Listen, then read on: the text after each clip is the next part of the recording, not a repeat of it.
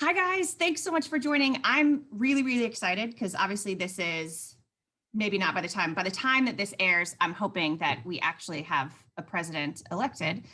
This is the longest Tuesday ever, but today super pumped. So Rima Shahid has joined me and we're going to talk Women for Change, and we're going to talk about her journey, and maybe talk a little bit about how all of a sudden being a woman is political. It'll get fun. So Rima is executive director of Women for Change. She originally, before that, so that's been the past 3 years, has been executive director of the Muslim Alliance. And Rima, you were even at the embassy in Pakistan. Like, this is a very cool journey. And I'm going to give a little disclaimer. Rima and I have a little bit of a delay, so there might be a little bit of a pause between her and I, but it's still going to be good. Rima, hi. Hi, thank you. Good morning. Thanks for having me. I'm so excited. I'm very jealous because I love your coffee mug. So shout out to the best host ever for having the most appropriate mug this morning. I mean, I thought about my guest for this.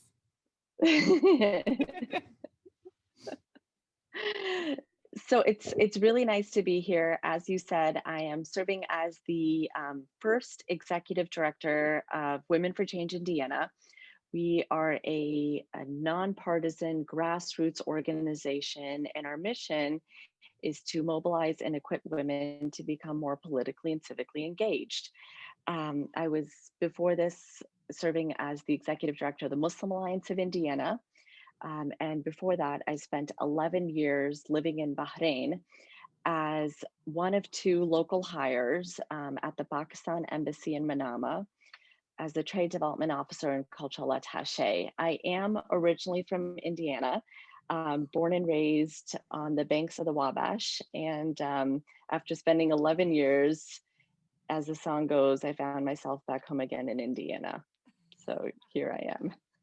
Well done. So, came from Indiana, crossed across the ocean. How'd you give us a little bit of that path, a little bit of that journey?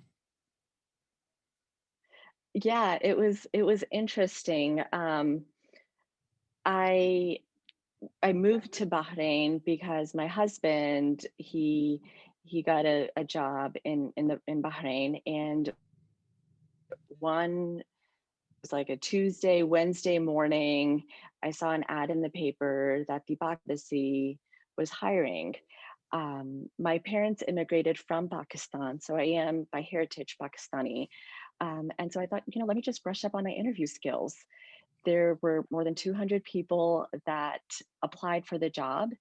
I really, honestly, just went in to brush up on my interview skills, got called in for a second interview. I was like, nothing else really going on today. So, okay, it was a chance to go in there and again, just be in a professional setting.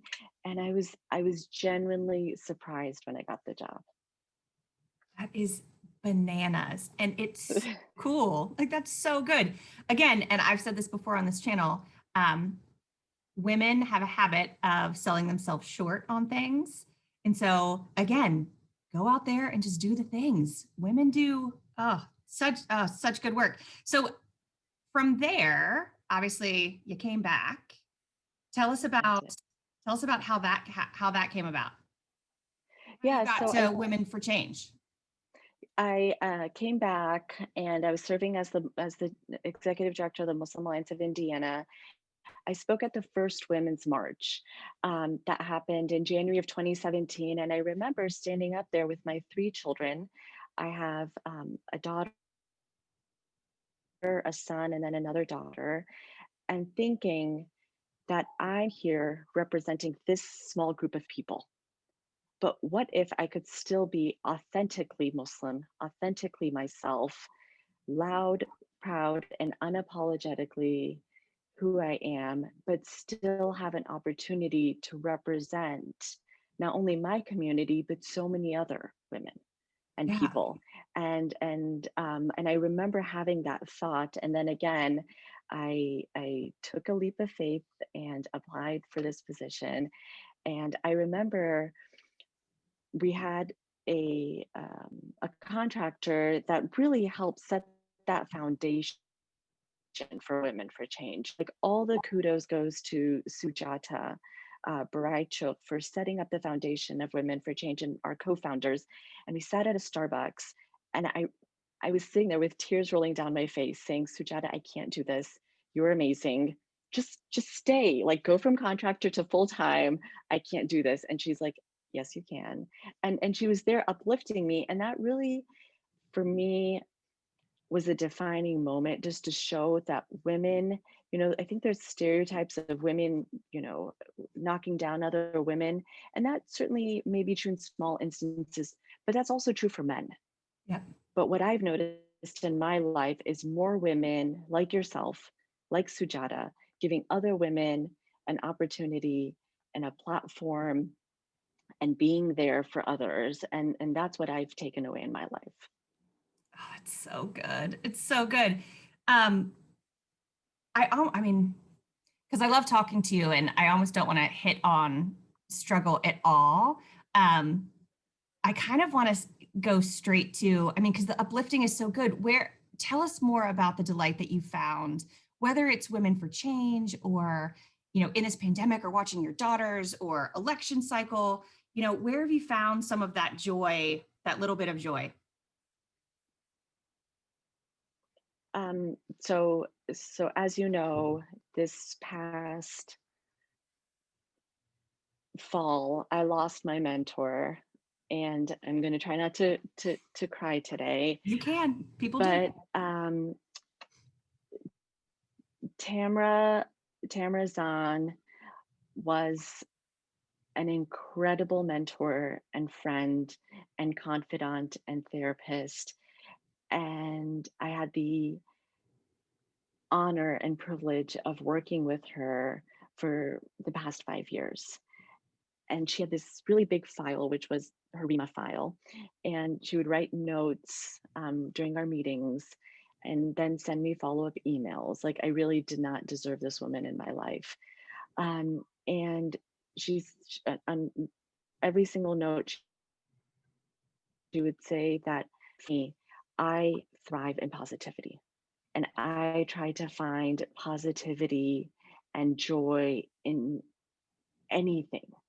I know that there are times that that's harder than others, but having the opportunity to work with Tamara, texting you, where in City Market are we meeting, and forming a relationship with you, having a longtime volunteer text me and say, which building is the State House? She was volunteering for Women for Change for 7 months before she knew which building was the State House. This past week, having a volunteer that wrote postcards for us send us a message and say, I worked as a poll worker and I recognized one of the names of the people that I wrote a postcard to. Oh, This that was gives a me woman goosebumps. that, yeah, she hadn't voted during the past 5-10 years, was not a consistent voter. I'm not saying that we're the sole reason, but I'm saying when women come together, when we activate, we accomplish. And that is true. You're seeing, again, more women being elected in Congress. I know that we're still awaiting the presidential results, but women work together across the aisle, work together regardless. And we do that for the betterment of our community. And that is the greatest joy, because we are leaving behind, you and I and so many others are standing on the backs of women before us, and we're forming a path for the next generation. And I firmly believe that representation matters. Mm-hmm. And now to have the first Muslim senator in our state house, and I'm so excited if we go back to walk in and say, Assalamu alaikum, Senator. Representation matters. And I think I have so much hope for the next generation. And I really take inspiration from the next generation, because you can see across, not just Indiana, but across not just our nation, but our world, young people are inspiring, and they're showing us how to activate, and how to build a grassroots movement. And what better joy than that? Oh, it's so good.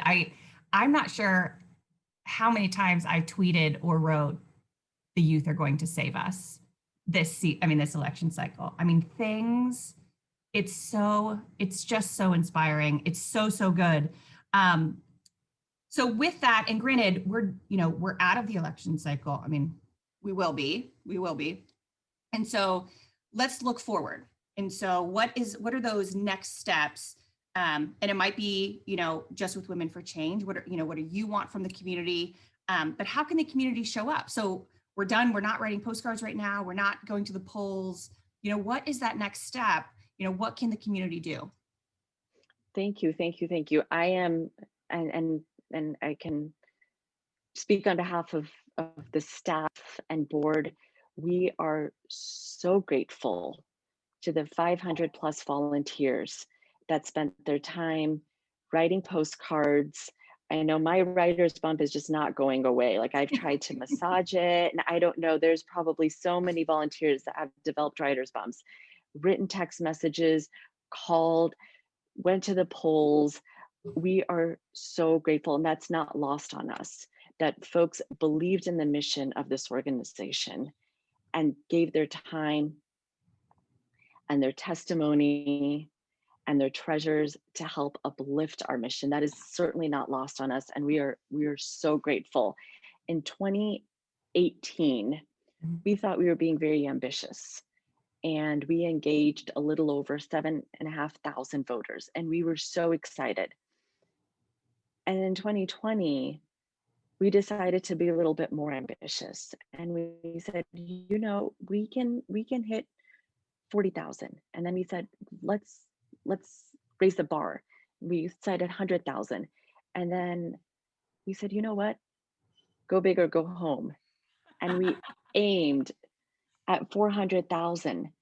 And it was a goal. It was our ambition, but it wouldn't have been possible without the 500 plus people that made that possible. Like, we can set any goal, but unless people believe in that, that's all it was.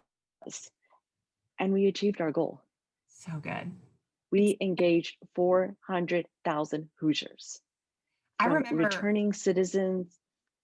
No, I remember. Sorry, go ahead. I remember the first time I was on, and in full disclosure, I'm on a Women for Change committee. I think the first time I heard that number, I was like, "Whoo, sis, here we go." And it was so inspiring. I mean, and the women, nobody batted an eye on that call. They were like, yeah, that's what we're going to do. And again, with you and the positivity, it was like, we can do this. And here's where we're going to go. And I remember coming off that call, a little nervous, because I am always cautiously optimistic to a fault. But it was so inspiring. It was so good. So I love hearing that you got that number, that we got that number. It's so amazing. So keep going. So what can we do? So that was, 2017, 2016, now we're at 2020. Yeah. So what I want to urge the community and beg the community that this momentum cannot stop. That the way that you showed up during this election cycle, please do that when we go into the legislative session. Please don't take our democracy for granted, because this democracy is only as good as when people engage with it, for the people, by the people. If, national legislation sometimes causes Hoosiers to raise eyebrows and to be weary, but look at the bills that are being introduced and passing out of committee or not passing out of committee here. And continue to engage, because again, our democracy depends on your activism and on your engagement. So those 500 plus people, bring in more people with you.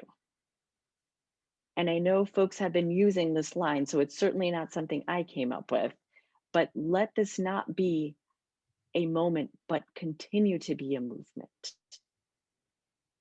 Otherwise, we're going to have to continue to rebuild every single election cycle, and we cannot do that. Right. What we have to do is scale up, not tear down and build again. Right. And so Oh, important. 100%. Oh, it's so good. Um, Speaking of, and you and I kind of touched on it just briefly, kind of, I am one of those people that needs to take frustration or anger and channel, or I'm just a menace. So I just need to find a focus. And so something I've been looking into, and I think that you and I touched on it, I think just on Twitter the other day is, and you've said the word multiple times in here, is civics, and how we can engage people to learn more. And this has been something, I think I went on a tear and emailed principals and assistant principals and friends, and what are we doing and why aren't we doing more? And just what is that transparency, and learning a bit that it's become kind of this partisan thing, which I think is bananas, because we can't have democracy without civics. But that, I would like to hear your, where's your thought on that moving forward? I think it's so important. I think we have to really start at that K, moving up through 12. Yes. Folks graduate from high school. They may or may not have that base level civics education, government education.